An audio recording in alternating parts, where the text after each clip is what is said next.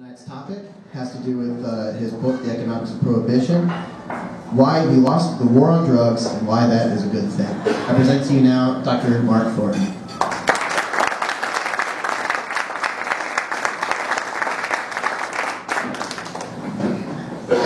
Thanks, Dick, and thank you all for the invitation, Justin, Fred, and the opportunity to come up here to Atlanta from Auburn to give a little talk, get out of the little town, come up to the big town, and get to meet some new friends. I also have, just as a matter of self-promotion, we just came out with the Basquiat Reader, which is sort of a greatest hits collection for Frederick Basquiat. Is this better? That much better. Okay. So just go up high enough for me. Too tall. Okay, and as Nick said, I'm from the Mises Institute. I went to Auburn for graduate school in 1982 for economics. The department there was very free market oriented, but it was still mainstream neoclassical economics, and it was kind of discouraging. And I was actually thinking about dropping out in the spring when Roger Garrison, who was an Austrian economist at Auburn, took me into his office and he said, Lew Rockwell, a guy named Lew Rockwell, has formed the Mises Institute and he's bringing it to Auburn, Alabama. And I said, you're kidding. Roger is a kidder. He will pull your leg. And then he said, yeah, he's going to bring in all the great Austrian economists to speak here. He's going to set up a journal. He's going to publish books. He's got a newsletter. He's going to have conferences. And I said, yeah, right. There was no Austrian economics at all in 1983, basically.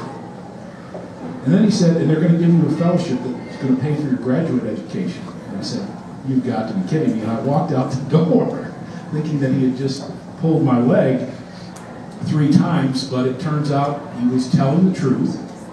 And the Institute has been in Auburn now for over 30 years. I've basically stayed there. All those other jobs that Nick referred to, were just temporary assignments. And I figured once the Institute was here that I would do everything possible so that they wouldn't get rid of me. And so I've been working with the Institute in one capacity or another for about 30 years. And basically, the Mises Institute is a nonprofit economic education foundation, and we do publish books and newsletters. We do have conferences. We do have speakers. We just had the Austrian Economics Scholars Conference in Auburn this past weekend, where Judge Napolitano spoke, and legendary Austrian investor James Grant also spoke, in addition to a variety of other speakers. It was a great success. We have the world's largest economic webpage. It's free, 24/7, 365, no registration or anything. And you got all the great books in economics and history from a libertarian Austrian perspective. And so I encourage you to go there, check us out, subscribe to the daily article. The daily article is about all sorts of things. Bitcoin, games, the economy, Fed, Janet Yellen. If you want to get the 1,000-word take from a radical free market perspective, then subscribe to the Mises daily articles. In addition to the webpage, we're very active on Facebook and Twitter.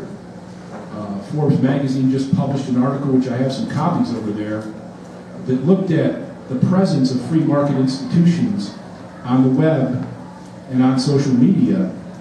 And the Mises Institute ranked very high in all the categories. And it said, when you adjust for the size of the budget, the Mises Institute gives you the biggest bang for your free market buck. So please do check us out. And the subject tonight is drug prohibition. And while things in the economy, there's a lot of problems in the economy, there's still a lot of problems with the war on drugs. But with the war on drugs, we can actually see victory before us with Colorado and the states of Washington repealing marijuana prohibition and thumbing their noses to the federal government and to the world institutes that, that fight the war on drugs, those people basically just nullified federal law and international agreements. And I think it sets a great example for the rest of us of what can be done to enact political change. But of course, what has to happen before the political change is you have to have ideological change. You have to change people's minds about the way they perceive the world they live in. And you have to do that, we feel, at the Mises Institute, by showing them the science of liberty, how society, based on libertarian principles, would actually work and function to address the problems that they see in their world. So you have to have the science of liberty where you can demonstrate to people this is how liberty works. That changes the way they view things, and then that results in political change. In 1972, only 12% of Americans believed in the legalization of marijuana. So the vast majority of the population opposed legalizing marijuana. Today, in the latest Gallup poll, 58% of Americans support the legalization of marijuana.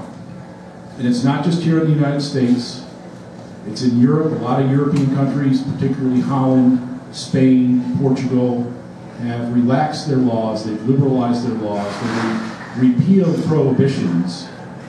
Uruguay has now legalized marijuana for recreational use. They're thinking about doing similar things in Mexico and other countries. And so we're starting to have an effect on the war on drugs, at least with respect to marijuana. We can see victory before us. What I want to talk about tonight, though, is not just legalizing marijuana, a fact that most Americans now agree with. But I want to make the case for no government prohibitions whatsoever.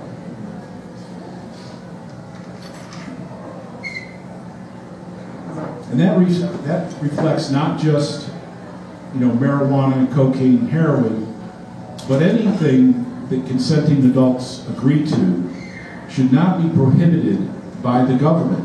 Once the government takes the first step of prohibiting voluntary arrangements and agreements and contracts, there's really no limit to what it can do. If the government can say you can't buy tobacco, what's stopping it from saying you can't buy these books because we think they're dangerous? Or you can't have a motorcycle or a pistol because we think they're too dangerous. Okay, so that's the case I'm looking at today. And you may have seen that mainstream economists have agreed with us that the war on drugs is not working, that the war on drugs should be changed in some way. But most mainstream economists basically have the same mindset as the prohibitionists themselves. Okay? When they look at the war on drugs, what they see is government, police officers, laws, courts, fines, and so forth. It makes it more difficult to bring those products to market because of all the risk of being caught and imprisoned. So that there's a reduction in the quantity of goods that are actually sold.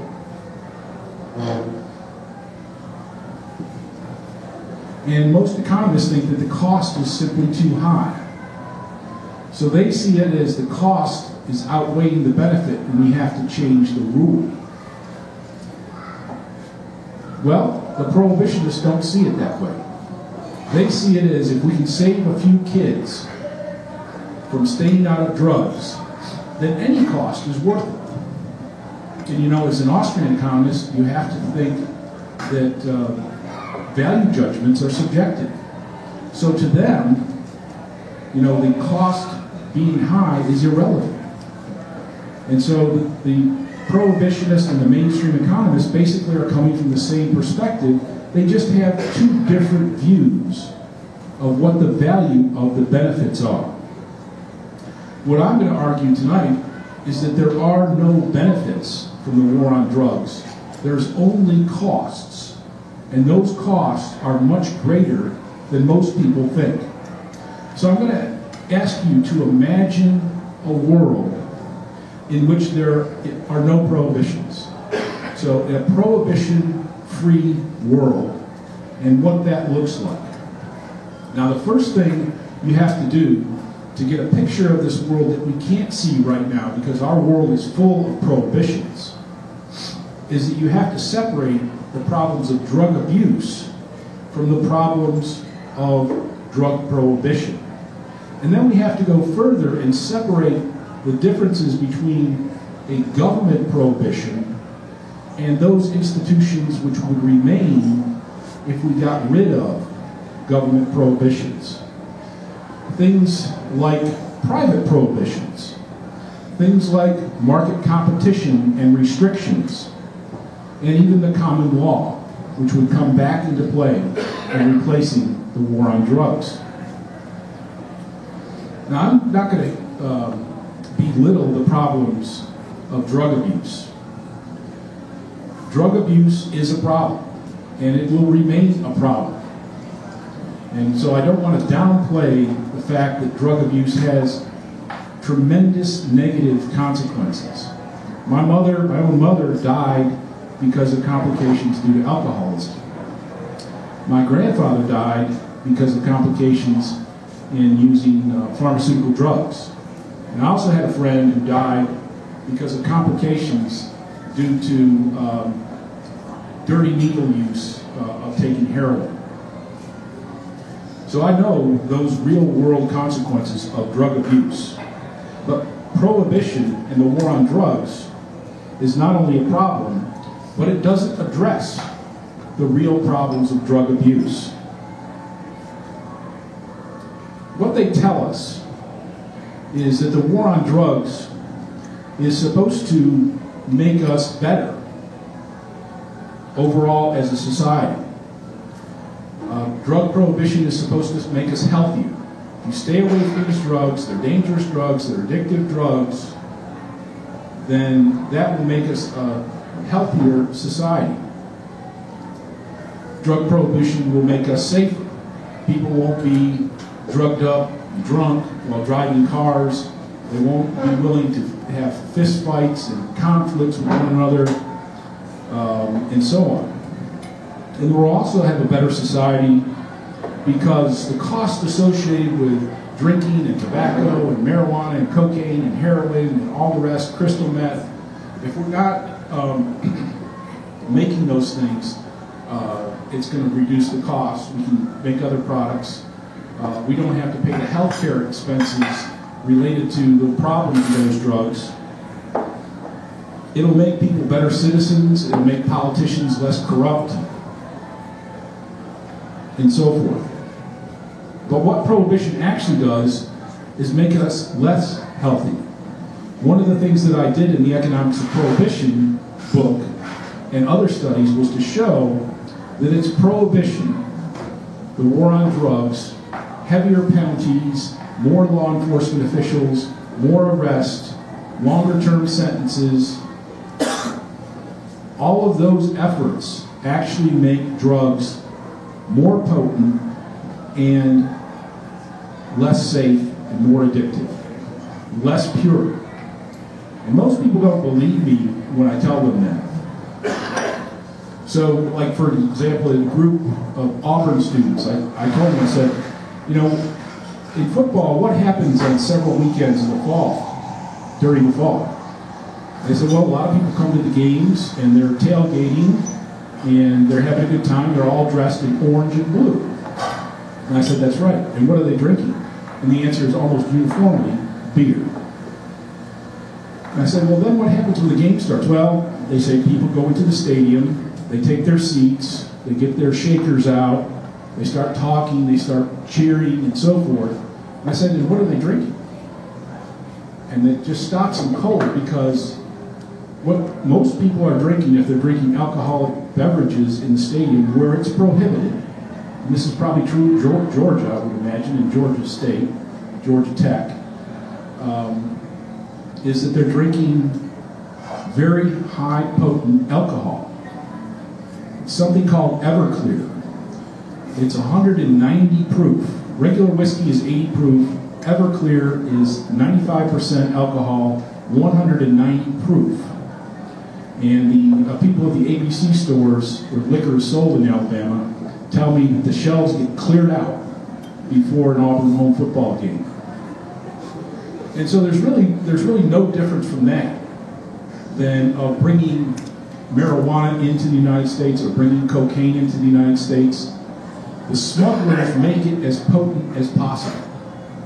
And during my study of marijuana potency during the initial phases of the war on drugs, which is basically the early 70s to the early 80s, the potency of marijuana went up from 0.5% to almost 5%.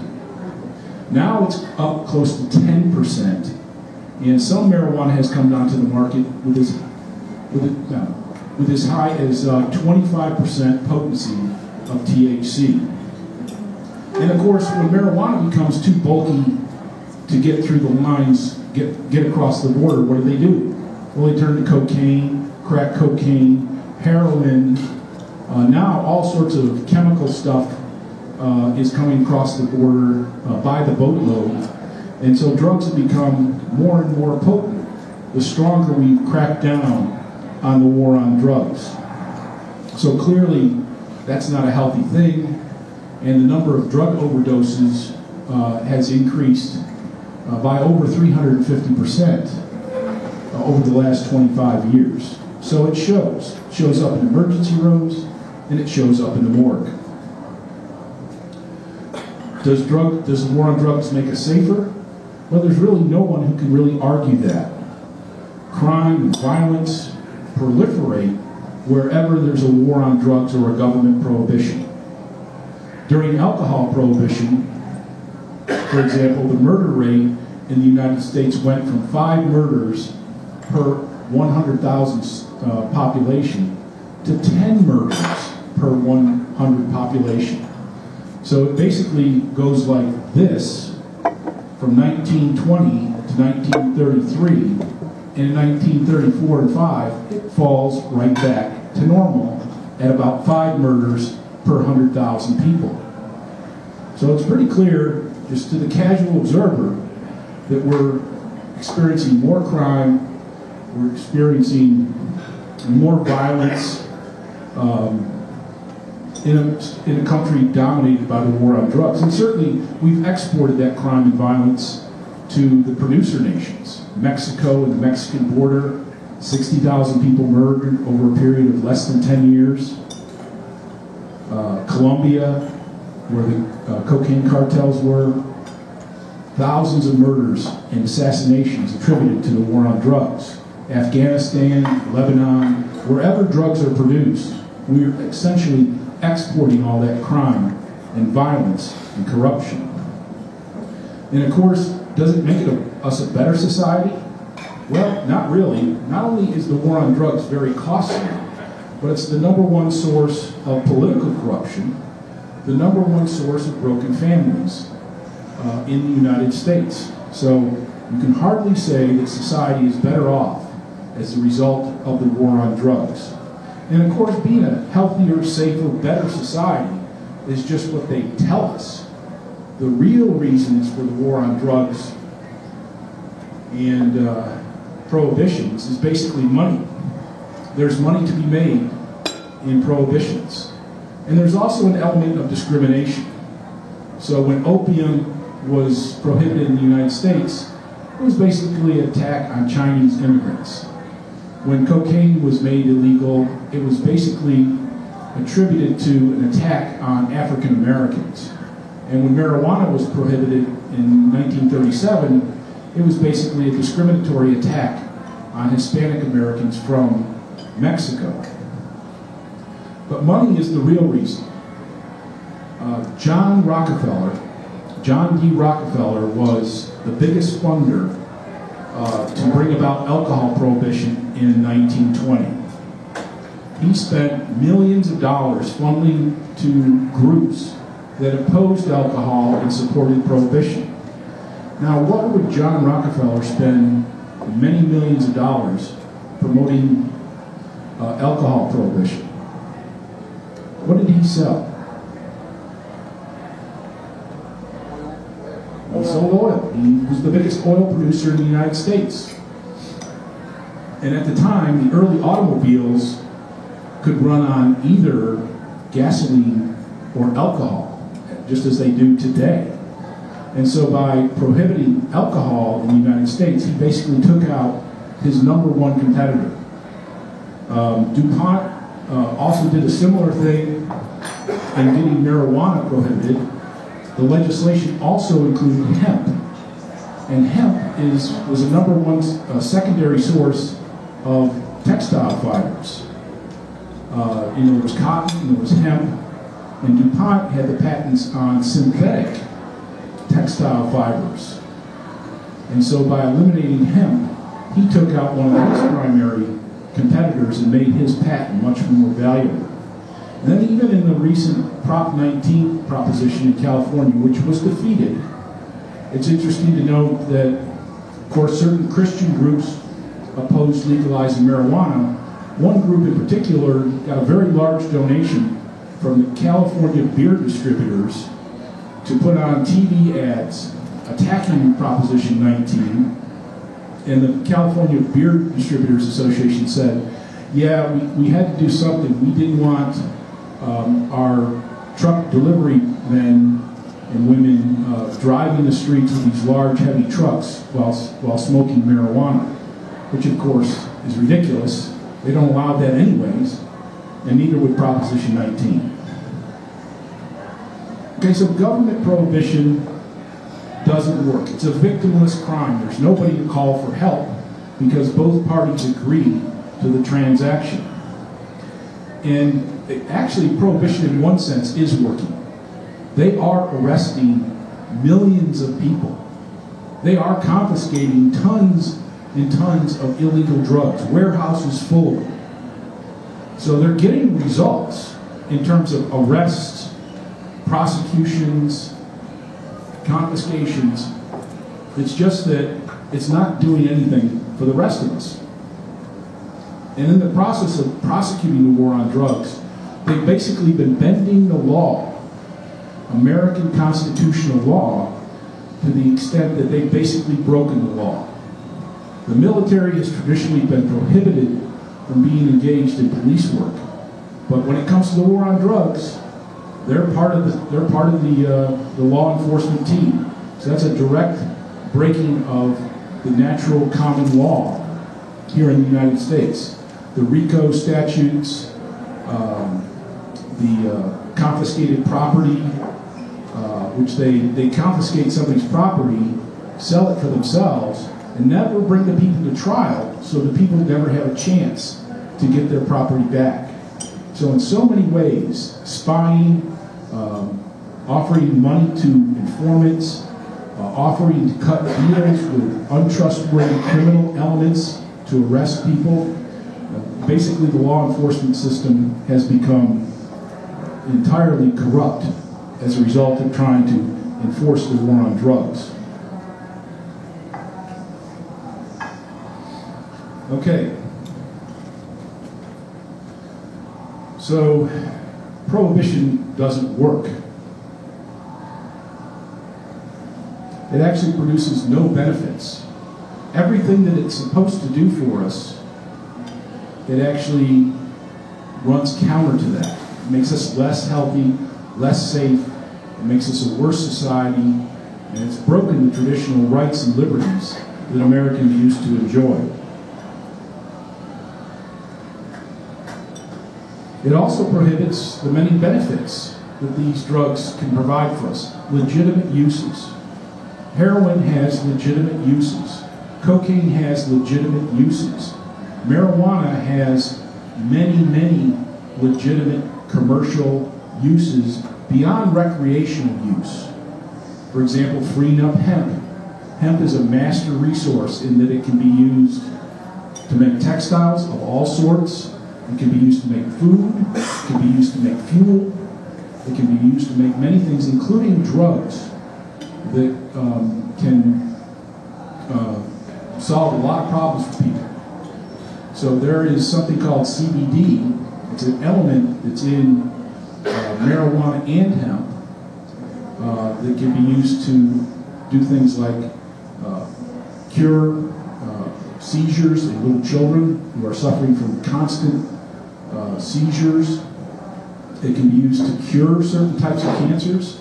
And we've only recently been able to do medical research because of the federal laws. And the government basically restricts the ability of scientists to study the benefits of medical marijuana.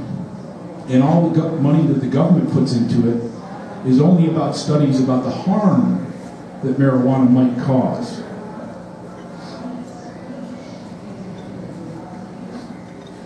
So there's a lot of beneficial things that, for example, marijuana can be used to cure diseases, to help ill people get better, and it produces no side effects at a very low cost. So you can imagine the pharmaceutical companies will line up against any idea of legalizing marijuana and hemp. So what would happen if we truly did full legalization? What would society have to battle against the problems of drug abuse in society? Well, first of all, there would be private prohibitions. Not government prohibitions, but private prohibitions. And private prohibitions are easily enforced. And there are things like, if you go into the 7-Eleven, it might say, especially if you're at the beach, no shoes, no shirt, no service. So that's a prohibition that you can't go into the store with bare feet and possibly cut your feet. That's easily enforced. This establishment has certain prohibitions. You can't smoke inside. You have to have a shirt on. So churches wouldn't necessarily have to allow people to smoke pot just because it was legalized. Businesses wouldn't necessarily have to allow their employees to be high on drugs or taking cocaine or on heroin while they're working or even while they're not working. So private prohibitions are all around us, and those things would expand greatly to counter any of the negative effects that legalization might have in particular instances, in particular locations. There'd also be competition. Competition would certainly make products safer, and companies would want to maintain the safety of their product for many reasons. You might recall the Tylenol incident of more than a quarter century ago, where someone outside the country put some poisonous pills in Tylenol bottles and a few people were killed. Well, the owners of the Tylenol company immediately took all the Tylenol off the shelves, stopped production at the facilities, began several investigations, and lost billions of dollars in stock value as a result of that incident. Now, eventually they found out that it wasn't the Tylenol company that did that, and their value was restored, and they started using more safety procedures on the bottles of Tylenol to prevent tampering. That's competition at work. So we get better, safer products, probably of lower potency. In tobacco, for example, what we've seen is going from regular cigarettes to filtered cigarettes to light cigarettes, and now electronic cigarettes. And whether or not this bar prohibits electronic cigarettes or not would be a matter of private prohibition. But basically, we've seen a safer product develop. We've also seen safer alcohol behavior, where a country mostly of whiskey drinkers has moved in the direction of beer, then light beer, and now wine. And people are drinking wine, a lot of them, because it's been shown to be good for your health.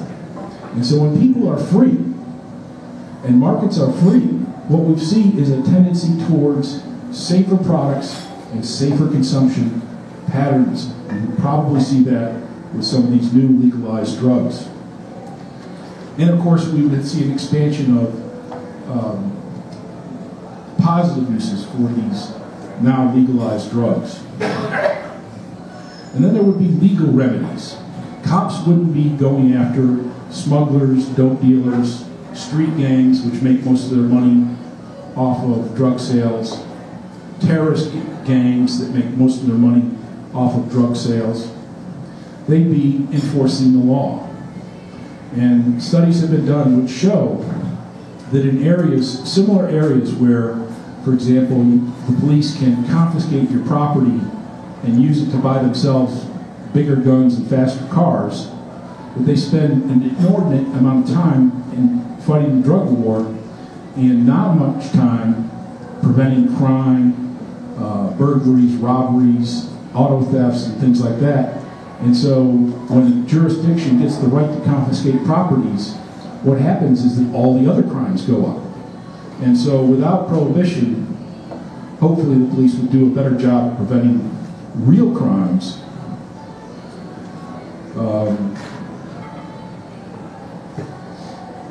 Another thing that the common law, the natural law, is very important. Originally, I wanted to title this speech, Selling Hard Drugs to Little Kids. And Fred frowned on that a little bit, maybe a turnoff. But in Thornton's world, the government, the Congress, the president, the governor, wouldn't have anything to say with respect to preventing you selling hard drugs to little kids. And that's just like intolerable, right? Well, of course, it is intolerable, and the natural common law has taken that into account. There's a provision in the law with respect to minors that says adults cannot make valid contracts with minors. If you're 16, can you rent a car? No. If you're 15, can you rent a condominium at the beach? No. Those things are prohibited by the law. And if an adult makes a contract with a minor, and the minor is subsequently harmed as a result, the penalties for that are very significant. So, with respect to drugs, I mean, if you're on drugs and you cause an accident, or you beat somebody up, or whatever kind of harm you cause, there's still penalties in the law that would punish you for doing that. And one can imagine that judges would step up, and juries would step up the type of crime and the type of punishment they would mete out if a child was involved. But in any case, I think it's important to know that the natural common law already has provisions for preventing harms to minors. And so, while Walmart might be selling marijuana cigarettes and the Bayer aspirin company, the Bayer pharmaceutical company used to sell heroin pills, which could be prescribed to little babies even, because they weren't harmful, and they weren't addicting either. You can well imagine that while Walmart might be willing to sell those to adults, that they wouldn't be willing to sell those same products, those dangerous products, to children, just as they are today with other dangerous products. A child can go into Walmart and buy candy and notebooks, but there are certain products that are just off the limits. And so I think the Free Society has ample ways of addressing many of the problems associated with drug use, and also that we would be better armed to deal with the remaining problems of drug abuse. And if we had a really truly voluntary society where there was no government safety net unemployment insurance, welfare, and so forth, that people would have to be self-reliant and they would be less inclined to deviate into a world of drug addiction and drug abuse. So, with respect to my conclusion, government prohibitions are completely unnecessary. They're one of the most harmful aspects of American society that we've spread around the world. And people are dying. Families are being broken up at record rates. So what happened when FDR and the American government repealed prohibition of alcohol? Well, his theme song for his campaign in 1932, after he agreed to repeal, was "Happy Days Are Here Again." That song appeared in 40 different movies during the 1930s after alcohol prohibition was repealed. And the song was about repealing alcohol prohibition. And what happened? The gunshots at night stopped. The speakeasies closed. The rum runners disappeared. The bootleggers went out of business. Bars, saloons, wineries, breweries, farmers, they all went back to work. And the economy never really got out of the Great Depression throughout the 1930s, but there was a substantial, noticeable improvement in the standard of living when you go from a society where there's constant crime, violence, and gunfire around your house to one where it's much, much safer, and one where there's a whole bunch of new job opportunities emerging as a result of repealing that alcohol prohibition. So here's to Happy Days Are Here Again. Thank you very much.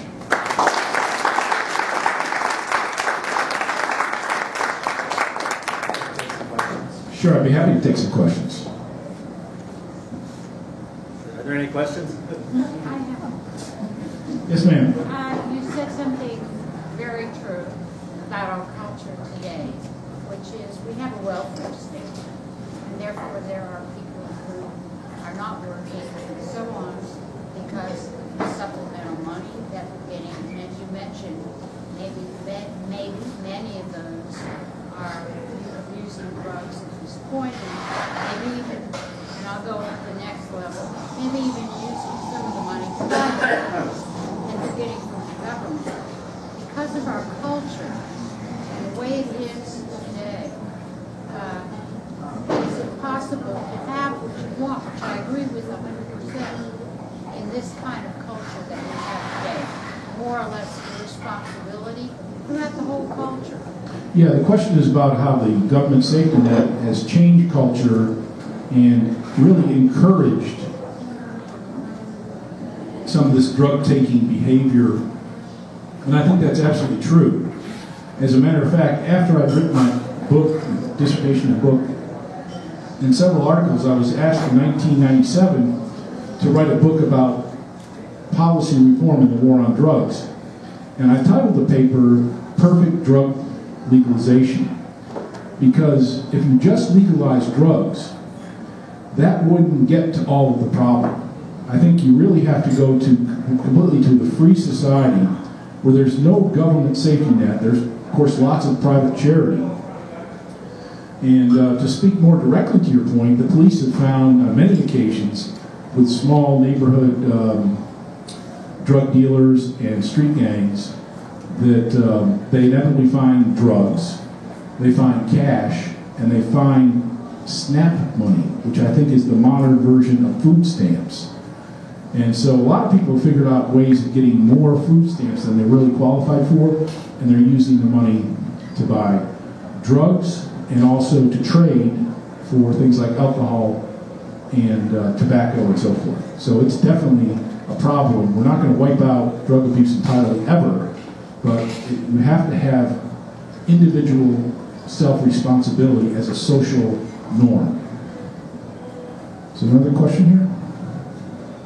Has your information that you presented to us tonight been presented by you or somebody else to our elected officials in Washington? And if so, what was their response? Or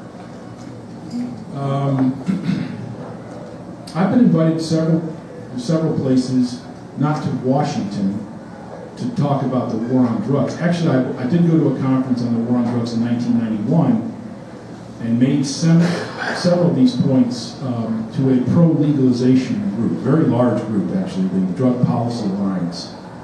But I didn't notice any members of Congress in the audience, for example. And I've debated a DEA official from Birmingham, and I've gone to conferences, all over the place, and tried to make this case, and it's very well accepted, except by law enforcement while they're still on the job,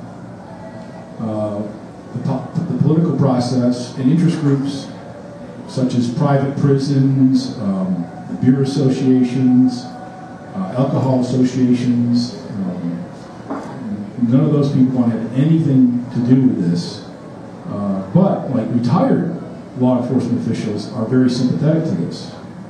There's a group called LEAP, and the guy makes the point in a book called Marijuana is Safer. The introduction was written by a former police chief of Seattle, and he makes this point that he asked his colleagues, when was the last time you were involved in a violent incident where alcohol was involved? And they would say, yesterday, last week, last month. But it was always in the near past. And then he would ask them, well, when was the last time you were involved in a violent criminal altercation where marijuana was involved? And the answer is just a dumbfounded look, basically, that just doesn't work. But basically what I'm saying is that former law enforcement officials are very sympathetic to at least liberalizing the laws, so to take out the criminal element and put it back into the hands of commerce and of the medical profession and the science community at least. Yes, sir.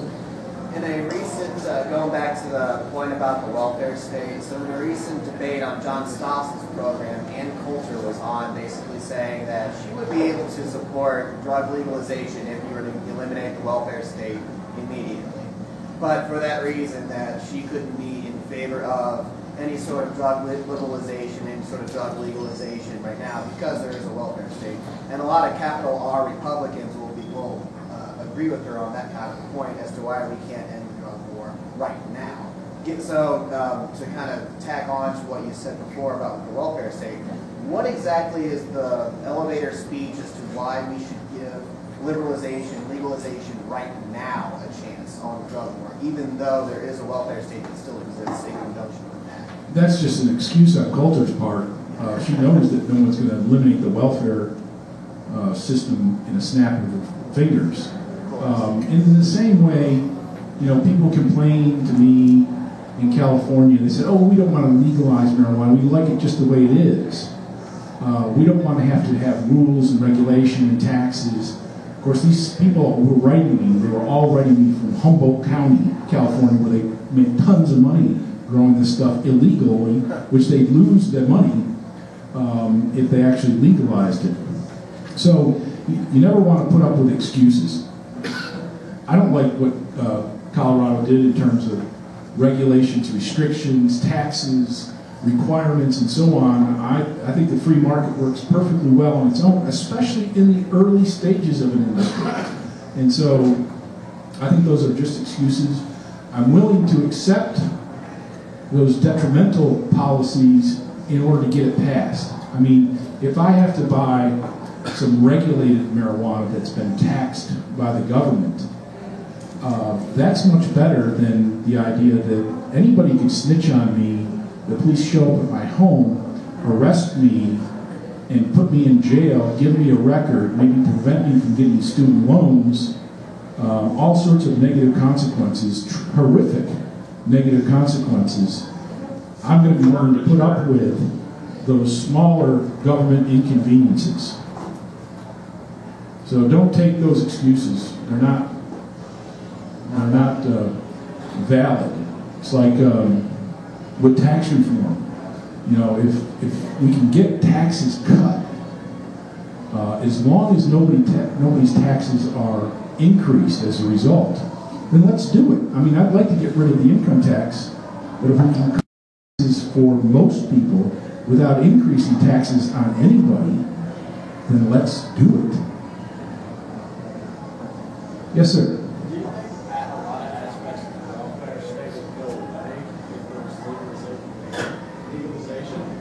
Because we're talking about families being broken up, so don't you think there's a lot of instances where like breadwinner is removed and sent to prison and therefore is left behind because it's welfare state? Yes, I do. The question is, would legalization reduce the welfare state? I think it would have an impact, but it wouldn't move us far enough in the direction of actually eliminating the welfare state. There's just so many people in prison who were breadwinners for families. And once that breadwinner is removed, not only do our taxes go up $40,000 a year to pay for the prison, but we also have to support the remaining family member's spouse and their children. And so you have to add on the food, clothing, and housing support necessary to keep those families going. And the numbers, I think, are quite staggering. And of course, they're aimed primarily at minorities. So minorities suffer disproportionately in terms of enforcement, arrests, and so forth. And so that negative impact is felt heaviest by some of the least advantaged groups in American society. Philip? Yeah. What kind of comments do you have to the end of people who repeat the mantra that taxation and regulation of marijuana is really the way to bring about legal marijuana in the country? I mean, if we look at California, if we look at Washington, if we look at Colorado with the 25% tax, you know, a lot of their success has to do with the fact that they're running around telling everybody that we can squeeze all the money out of these dopers and be able to save the children. Yeah, so the idea here is, what do I say about the heavy taxes? Right. Yeah, well, of course I oppose all the regulations and all the taxes, just as a matter of principle, especially in an industry that's getting off the ground. I don't think government should be forming regulations about an industry we know nothing about or how it's going to ever come about. And taxation, of course, just discourages people. It raises the price. It makes them more likely to try to grow it on their own, and so it becomes less commercial, and so forth. So it has a lot of negative ramifications, and of course I don't want to see a lot more money going to governments. But Colorado, their biggest problem in the last month in the paper was they've got all this extra money and they haven't allocated it through the legislature, which isn't going to be in session. So what are we going to do with all the money? Philadelphia stopped prosecuting marijuana, possessing marijuana, and they saved $2 million in 6 months. So what my position is that these products should be made at very most subject to existing laws and statutes. In other words, marijuana should be taxed at whatever the sales tax rate is in a jurisdiction. And, regulations that apply to production of beer or clothing or whatever, labor regulations, for example, don't have any special ones. Just have the regular ones, is as far as they should go. Can take one more question. I think she has one over there. Question? The government will not get rid of fighting the drug war because there's no incentive to get rid of the drug war. When you have a arresting people and confiscating their property, where's the incentive for them to get rid of it? We can make millions and millions of dollars off of taking people's property and their money. Where's the incentive? You're absolutely right. Where's the incentive for government to repeal prohibitions? Well, they don't have any. They only have the incentive to continue it on, to take in and spend more money. They get bribery, they get confiscation, they get more police authority. They love this kind of stuff. Hillary Clinton, as Secretary of State, she was down at the Mexican border, and this report came out, I think while she was there, that 60,000 people have been killed at the Mexican border because of the war on drugs over the last 8 years, I think it was. And the reporter said, you know, don't you think we need to consider changing or repealing the war on drugs? And she said, no, you can never do that. There's too much money in it. And I thought, well, that's a strange thing for her to say. But I'll go back to what I said at the very beginning of this talk, before I even started addressing the war on drugs, and that is Austrian economists and a lot of classical liberal philosophers believe that you have to show people the science, the facts, and the theories about how the free society will actually work and function. You don't have to remember. You just have to see it, so that, you know, there's some tangible thing in your mind that says, yeah, there's a working theory here. And other people, smart people, are really working on this. So you start with science, you change people's ideology, the way they look at the world, and once that ideology changes, the political process will fall in the face of overwhelming opposition. Well, we gotta get those people out of office, because I read an article where they had one drug cartel that they're allowing them to bring drugs over the border, and so they can snitch on other drug cartels. And let them Yeah, the more you learn about the war on drugs, the worse it gets, the nastier it gets, and the more reason we have to stand up every day and to fight that war on drugs is one of the biggest curses in American society. Again, thank you very much.